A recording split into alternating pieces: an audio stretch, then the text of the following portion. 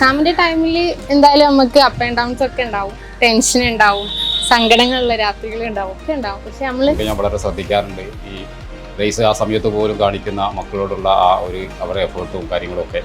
എല്ലാവരും ഒരുപാട് സന്തോഷമുണ്ട്.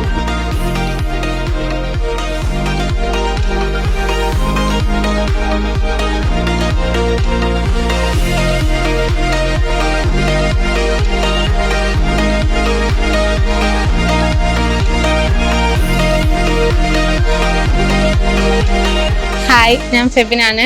എൻ്റെ ഒരു വലിയ ഡ്രീമായിരുന്നു എനിക്കൊരു ഡോക്ടർ ആവാന്നുള്ളത്. അൽഹംദുലില്ലാ ഈ പ്രാവശ്യം 2023 നല്ല രീതിയിൽ എനിക്ക് നീറ്റ് ക്ലിയർ ചെയ്യാൻ പറ്റി. അതിലിപ്പോൾ വളരെ സന്തോഷമുള്ള മൊമെൻറ്റ്സ് ആണ്.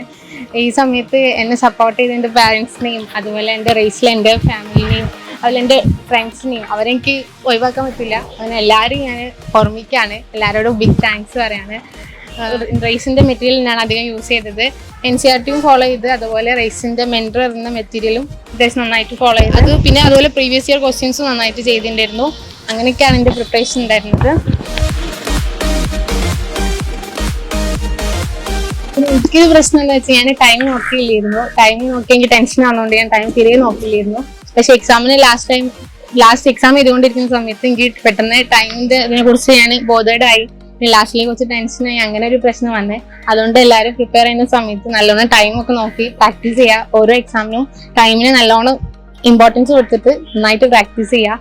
ഓരോ എക്സാമും ഇൻസ്റ്റിറ്റ്യൂട്ടിൽ നടക്കുന്ന ഓരോ എക്സാമും നമ്മൾ മെയിൻ എക്സാം ആണെന്നുള്ള രീതിയിൽ നമ്മൾ എന്തൊക്കെയാണോ മിസ്റ്റേക്സ് അത് ഓരോ പ്രാവശ്യം റെക്ടിഫൈ ചെയ്ത് പ്രാക്ടീസ് ചെയ്ത് നമ്മൾ ഏറ്റവും ലാസ്റ്റ് എക്സാമും ഏറ്റവും ബെസ്റ്റ് എക്സാം ആക്കി മാറ്റാം. എക്സാമിന്റെ ടൈമിൽ എന്തായാലും നമുക്ക് അപ്പ് ആൻഡ് ഡൗൺസ് ഒക്കെ ഉണ്ടാവും, ടെൻഷൻ ഉണ്ടാവും, സങ്കടങ്ങളുള്ള രാത്രികൾ ഉണ്ടാവും, ഒക്കെ ഉണ്ടാവും. പക്ഷെ അതൊക്കെ ഇതിന്റെ സാധാരണ ആണെന്ന് വിചാരിച്ച് പഠിച്ചു പോവാ.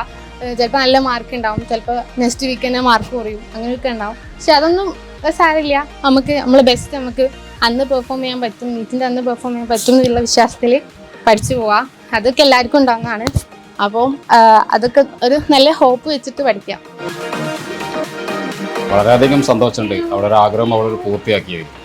അത് അവളുടെ പ്രയത്നവും പിന്നെ റേസിൻ്റെ ഭാഗത്തു നിന്നുള്ള വളരെ നല്ല സപ്പോർട്ടും അവൾക്ക് ഉപകാരമായിട്ട് മാറിയിട്ടുണ്ട്. പലപ്പോഴും ഈ കൊറോണ സമയത്തൊക്കെ അവൾക്ക് ഈ ഓൺലൈൻ ക്ലാസ് നടക്കുന്ന സമയത്തൊക്കെ ഞാൻ വളരെ ശ്രദ്ധിക്കാറുണ്ട് ഈ റേസ് ആ സമയത്ത് പോലും കാണിക്കുന്ന മക്കളോടുള്ള ആ ഒരു അവരുടെ എഫേർട്ടും കാര്യങ്ങളൊക്കെ. എല്ലാവരും ഒരുപാട് സന്തോഷമുണ്ട്. ഞങ്ങൾ അവളെ ഒരു കാര്യത്തിലും പ്രസ് ചെയ്യില്ലായിരുന്നു. അവൾക്ക് ഉള്ള സൗകര്യം പോലെ പഠിക്കുക. ചില സമയത്ത് രാവിലെ പുലർച്ചെ കിടന്നുറങ്ങും, ചിലന്ന് രാവിലെ എണീറ്റ് പഠിക്കുന്നത് കാണാം.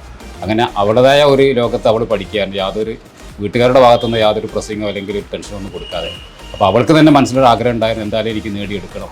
ആ രൂപത്തിലുള്ള ഒരു എഫേർട്ട് എടുത്ത് അവൾ പഠിച്ച് ഏതായാലും അവളുടെ ആഗ്രഹം പൂർത്തിയായി വളരെയധികം സന്തോഷമുണ്ട്. റൈസിനും എല്ലാവർക്കും ഇതിനൊക്കെ ഒരുപാട് നന്ദി പറയുകയാണ്.